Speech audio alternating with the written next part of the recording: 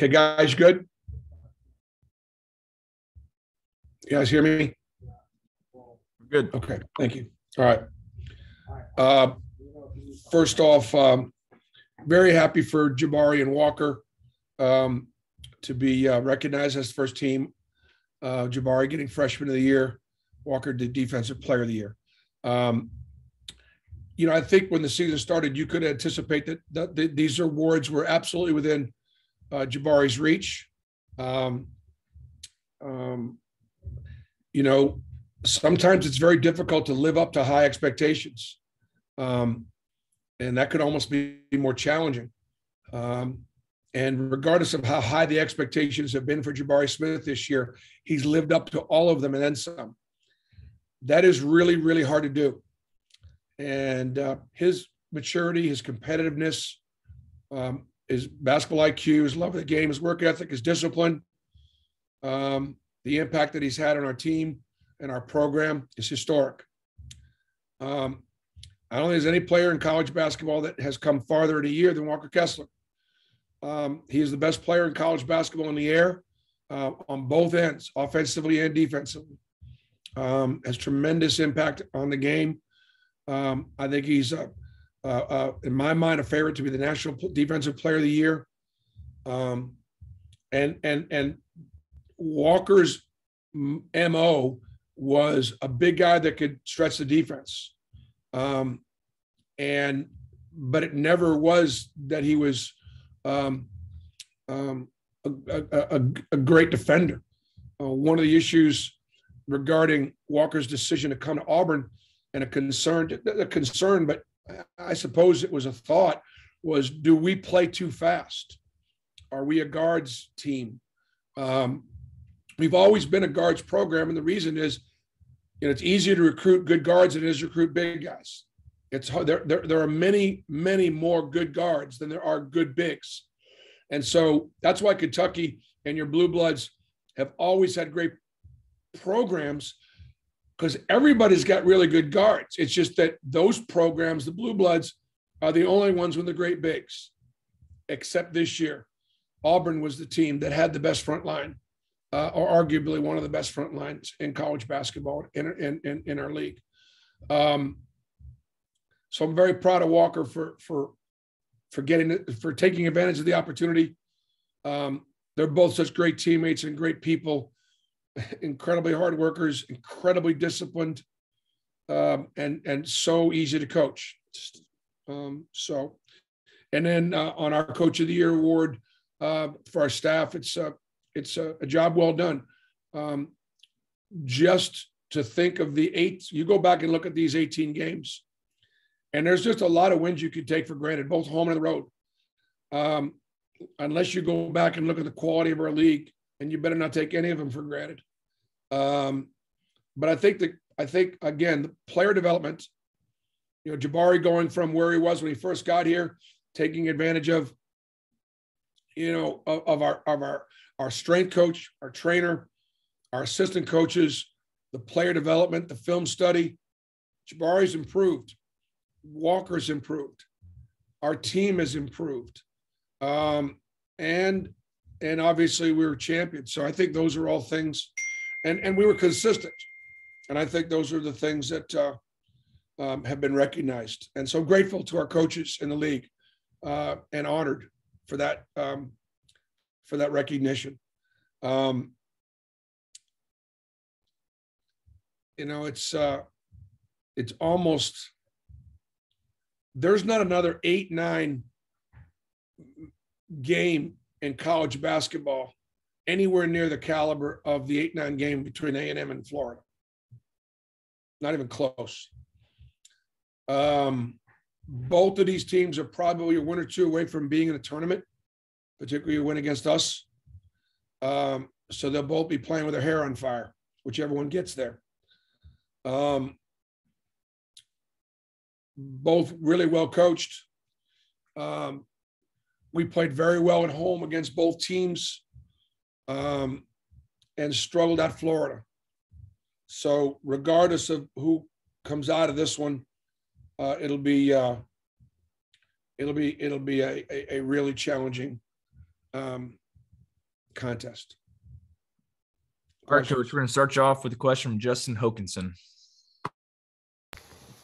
Hey, Bruce. Yeah, I was going to ask you about the SEC. I mean, obviously, it's impressive that you had the awards and Coach of the Year and have the season you guys had in the SEC as good as it was this year.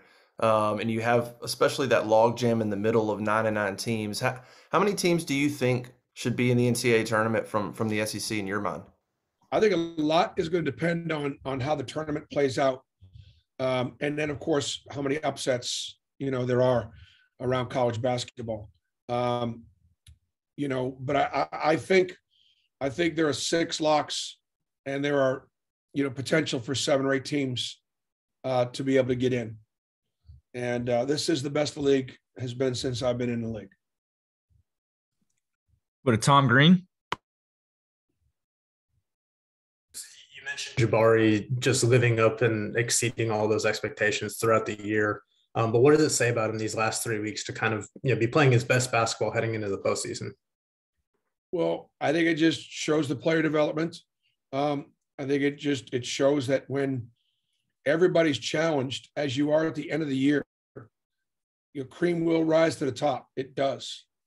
It does in tournament time. It just does. And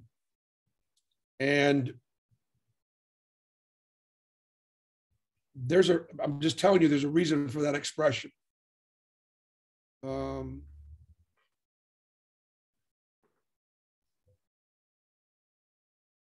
It says, I understand that you're challenged at all 5 positions. And so therefore, when these games matter the most, like they do down the stretch, your best players have got to have the best opportunity to step up and win their matchup. See, Jabari wins his matchup every night. And the rest of our guys win it often enough for us to be 15-3, but don't win it every night. But that's what the best players do. We'll go to Mark Murphy. Yeah, Bruce, one of your big themes this year has been making history.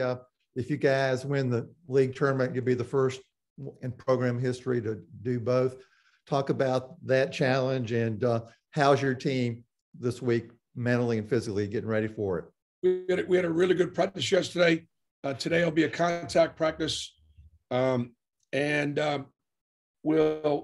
back it down Wednesday with some travel, and then practice in Tampa on Thursday and play it Friday. So everybody's been great. We're on break right now. Kids are on spring break, so they're able to focus on their basketball and their bodies and their rest and their recovery and their rehab. And the history theme for you about making history with potentially winning both, something never been done at Auburn. That would be great.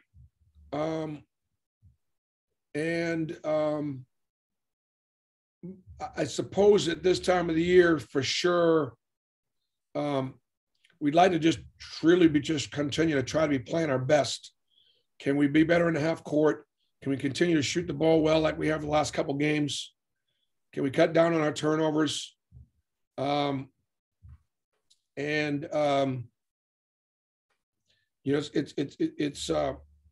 You really do take it. You really truly take it one game at a time. So, for me right now, knowing our next game is either A&M or Florida, more than the tournament championship, that's really my focus. You guys have been with me long enough to believe that.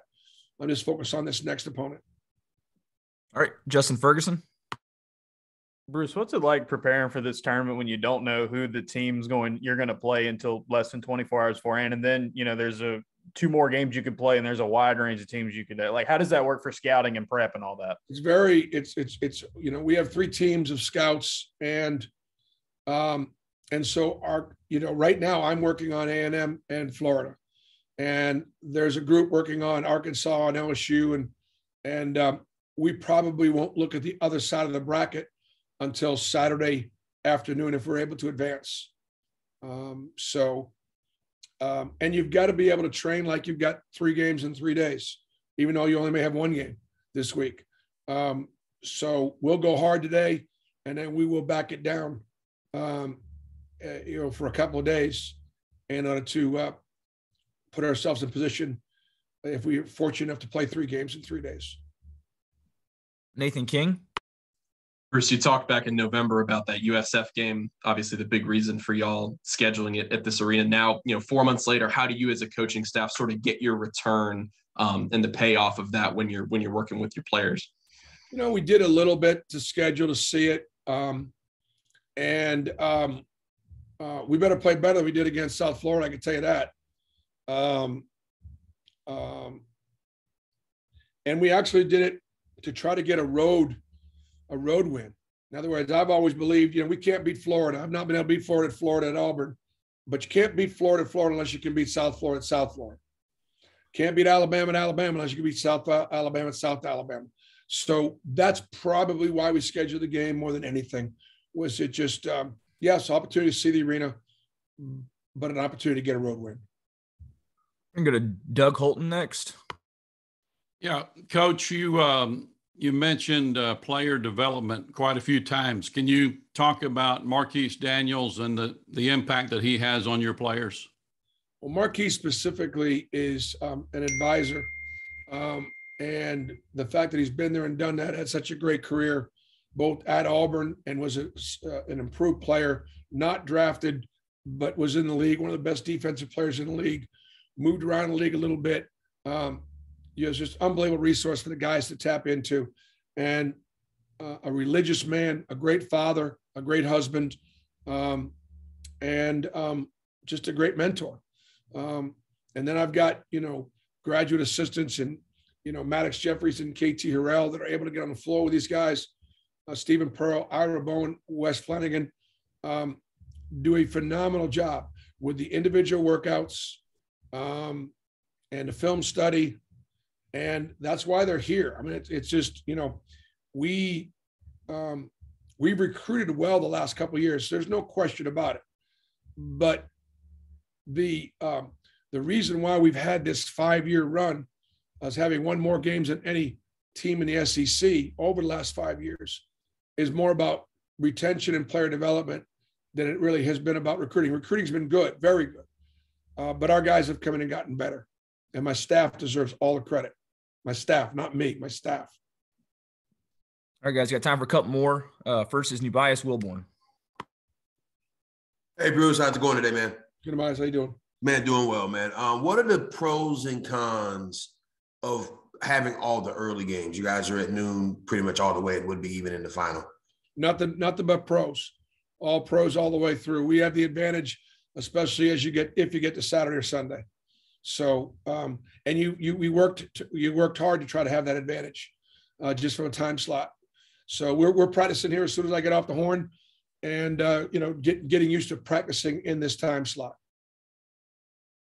I guess that's why we moved our press conference up a little bit. So we're gonna go to Bob Holt next.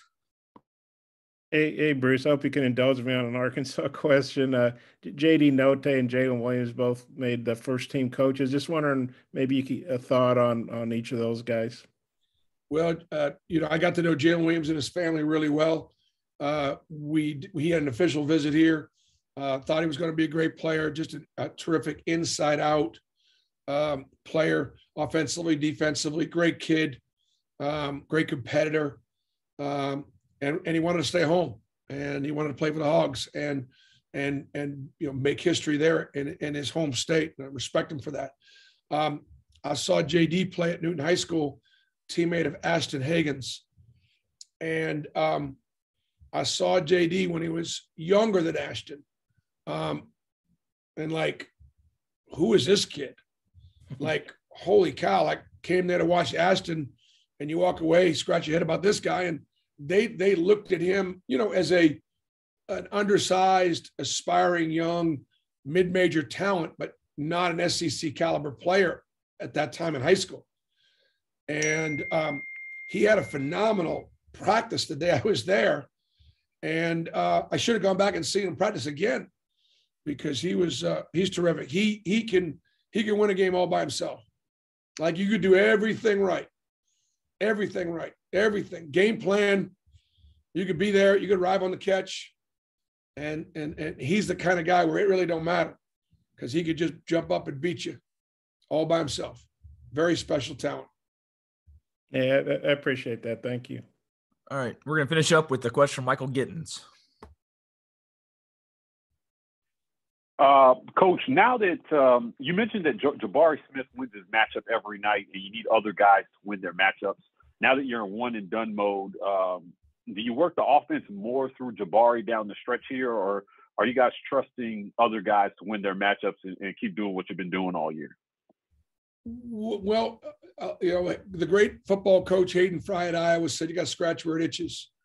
And so teams are doing everything they can to take Jabari away and make the other guys beat you. And yet he's still been able to, win his matchup. But you don't do it to the point where it gets to the point where we're better off getting Jabari a double teamed bad shot than having the other guys have open shots. So you take what the defense gives you. You could be the Tom Brady, if they're going to put, if they're only going to rush, however many, he's going to run the ball because that's what the defense is giving him.